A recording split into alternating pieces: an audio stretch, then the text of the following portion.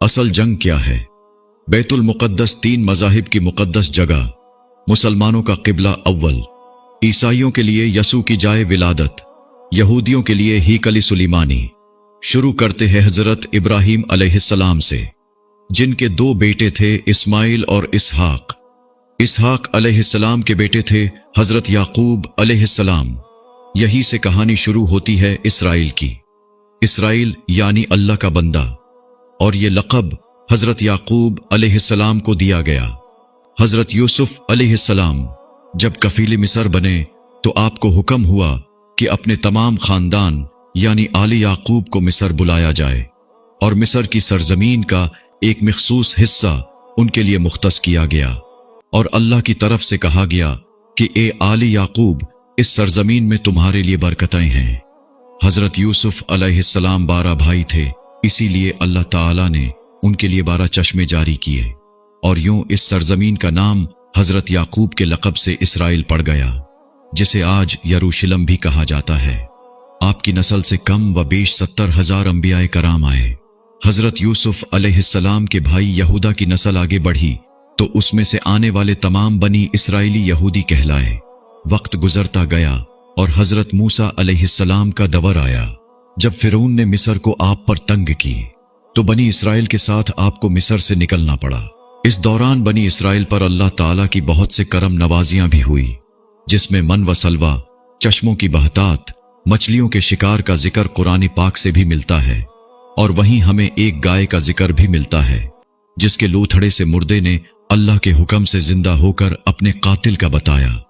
उस गाय की निशानियां अल्लाह ताला ने कुरान पाक में बयान फरमाई, जो कि एक सुर्ख माइल रंगत की गाय थी, और ऐसी गाय आज भी यहूदियों के नजदीक मुकद्दस मानी जाती है। हजरत मूसा अलैहिस्सलाम के बाद दीगर नबी आए।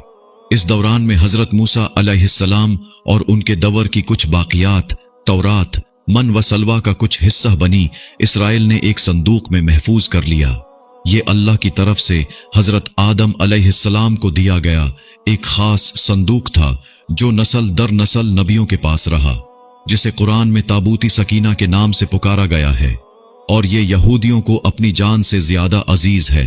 हजरत दाऊद अलैहिस्सलाम ने जब जालूत को हराकर उससे ताबूती सकीना हासिल किया तो यूं बनी इसराइल ने इन्हें नबी तस्लीम कर लिया, और हजरत दाऊद अलैहिस्सलाम ने उस संदूक की हिफाजत के लिए एक हीकल तामीर करवाना शुरू किया, जो कि उनकी जिंदगी में मुकम्मल न हो सका। उनके बेटे हजरत सुलेमान अलैहिस्सलाम ने जिन्हों की मदद से उसको मुकम्मल करवाया, और इसी दौरान में आपकी भी वफात हो गई। इसी वजह से उसे हैकल सुलेमानी कहा जाता है। बाद अज़ां बाबिल के बादशाह बख्त नसर ने इसराइल पर हमला किया और हैकल सुलेमानी को भी गिरा दिया, और ताबूती सकीना भी अपने साथ ले गया। सिप्रस दी ग्रेट ने दोबारा ये शहर हासिल किया, यहूदियों को दोबारा यहां आबाद किया, और ताबूती सकीना को भी वापस लाया गया। हैकल सुलेमानी को एक दफा फिर तामीर किया गया। फिर वक्त गुजरा और हजरत ईसा अलैहिस्सलाम की आमद हुई, जिन्हें नऊजुबिल्लाह यहूदियों ने दज्जाल, नाजायज और क्या क्या लक़ब दिए। यहां से यहूदियों में से दो अलग कौमें हो गईं, एक यहूदी और दूसरे ईसाई। यहूदियों ने साजिश करके हजरत ईसा अलैहिस्सलाम को सलीब पर चढ़ाना चाहा, और अल्लाह ताला ने उन्हें अपने पास उठा लिया। इसके बाद यहूदियों और ईसाइयों में कई छोटी मोटी जंगें हुई। फिर ईसाई रोमी बादशाह टाइटस ने इस शिद्दत से यरूशलेम पर हमला किया कि उस पूरे इलाके की ईंट से ईंट बजा दी, हैकल सुलेमानी को गिरा दिया, जिसकी सिर्फ एक दीवार इस वक्त अपनी असली हालत में मौजूद है, जिसे दीवारी गिरिया कहा जाता है, जहां यहूदी जाकर तौरात की तिलावत करते हैं और गिरिया वजारी करते हैं। ताबूती सकीना भी न जाने कहां गायब हो गया। टाइटस के हमले के बाद यहूदी आखिरी नबी के इंतजार में थे, क्योंकि अल्लाह पाक का उनसे वादा था कि उन्हें फिर उरूज बख्शा जाएगा। इस वादा का जिक्र सूरत बकरा में भी मौजूद है कि ए बनी इसराइल, उन नेमतों को याद करो जो तुम पर की गईं, और अपना वादा पूरा करो, ईमान लाओ, ताकि हम भी अपना वादा पूरा करें। कयामत की निशानियों में से एक निशानी ये भी है कि हैकल सुलेमानी की 3 दफा तामीर होगी, जो कि 2 दफा हो चुकी है। यहूदी अपने मसीहा और आखिरी नबी के इंतजार में थे कि टाइटस के हमले के 500 साल बाद नबी आखिरुज़्ज़मान सल्लल्लाहु अलैहि वसल्लम की विलादत हुई। यहाँ यहूदियों को ये झटका लगा कि सारे नबी हजरत इसहाक अलैहिस्सलाम की नस्ल से हैं, तो आखिरी नबी हजरत इस्माइल अलैहिस्सलाम की नस्ल से क्यों आ गए, और उन्होंने ईमान लाने से इनकार कर दिया। मुसलमानों के लिए भी वो अंबिया की ही निशानी थी, इसीलिए हैकल सुलेमानी को बीतुल मुकद्दस का नाम दिया गया। इस्लाम के आगाज में यहूदियों को कायल करवाने की खातिर ही बीतुल मुकद्दस की जानिब मुंह करके नमाज अदा करने का हुक्म हुआ, क्योंकि यहूदी इसी तरफ मुंह करके इबादत किया करते थे। 17 माह बाद हमारी इबादत का रुख बीतुल मुकद्दस से बीतुल्लाह की जानिब मोड़ दिया गया, क्योंकि मुसलमानों का शुरू से किबला अव्वल वही रहा, जिसे पहले हजरत आदम अलैहिस्सलाम और फिर हजरत इब्राहीम अलैहिस्सलाम ने तामीर किया। हजरत उमर रजी अल्लाह अन्हु के दौरे हुकूमत में इसराइल यानी यरूशलेम पर ईसाइयों का कब्जा था। बीतुल मुकद्दस के ही इहाते में उन्होंने गिरजाघर तामीर किया हुआ था, और ऐन ताबूती सकीना वाली जगह वो गंद फेंका करते थे यहूदियों की नफरत में। यरूशलेम की फतह के वक्त जब उमर रजी अल्लाह अन्हु वहां गए तो ईसाइयों पर बरहम हुए। वहां सफाई करवा कर मस्जिद तामीर करवाई, और कुरान में मौजूद मेराज वाले वाक़िए की निस्बत से इस मस्जिद को अक्सा का नाम दिया। यहूदियों की दीवार गिरिया भी इसी इहाते में मौजूद थी, तो ज़ायरीन की हैसियत से उन्हें भी वहां आने की इजाजत दे दी गई। खिलाफत अब्बासिया तक यरूशलेम एक मुस्लिम शहर रहा। इसके बाद ईसाइयों ने दोबारा यरूशलेम पर हमला करके इस पर कब्जा कर लिया। सलाहुद्दीन अय्यूबी ने ईसाइयों के खिलाफ 50 से जायद जंगें करके बीतुल मुकद्दस दोबारा हासिल किया, और फिर 700 सालों तक ये खिलाफत उस्मानिया के ज़ीर सल्तनत रहा। यहूदियों को भी दीवारी गिरिया तक अपने मजहबी इक़दामात की आज़ादी रही, और यहूदी आहिस्ता आहिस्ता फिर यरूशलेम में आबाद होना शुरू हो गए। इस दौरान में कई बार उन्होंने खिलाफती उस्मानिया के सुल्तान को पैसों के एवज यरूशलेम उन्हें सौंपने का लालच दिया, लेकिन नाकाम रहे।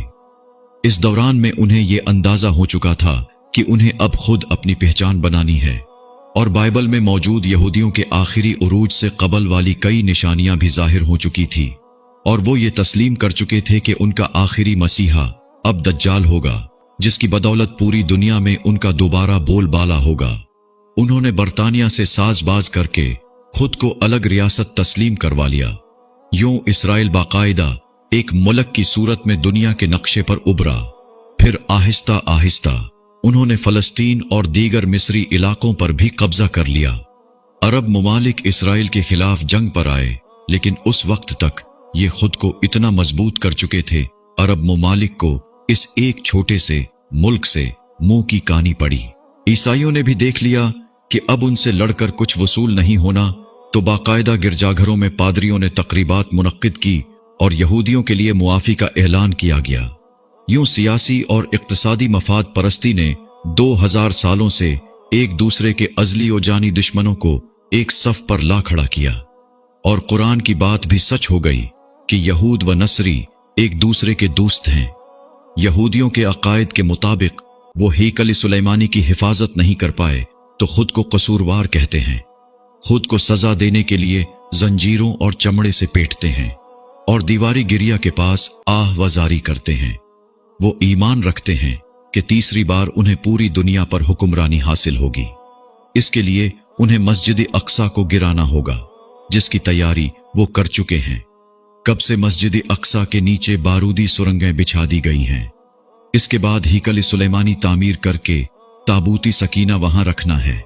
ताबूती सकीना भी वो दोबारा हासिल कर चुके हैं, लेकिन मसला था सुर्ख गाय, क्योंकि उनके अकीदे के मुताबिक वो नापाक हैं, और जब तक पाक नहीं हो जाते हैकल सुलेमानी तामीर नहीं कर सकते, और पाक होने के लिए सुर्ख गाय की कुर्बानी देना होगी।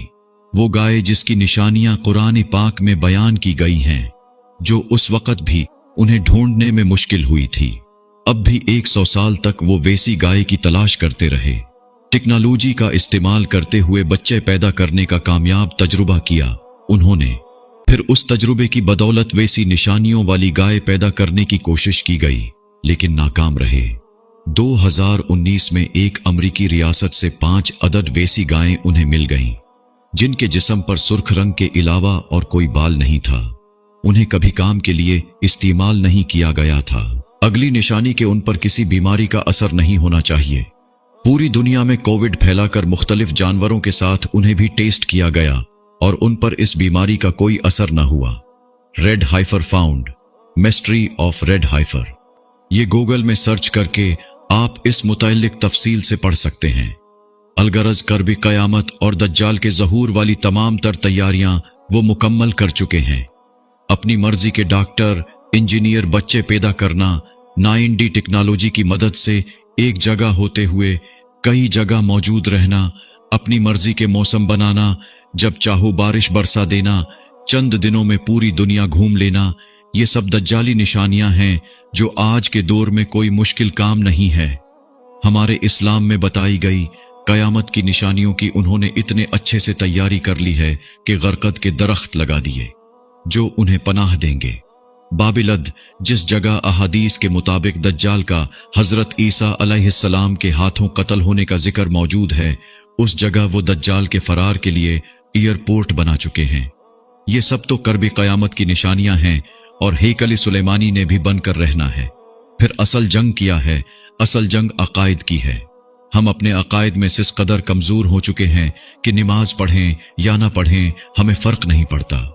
अपने बहन भाइयों का हक खाकर खुशी महसूस करते हैं और फिरकों के खुराफात में उलझे हुए हैं।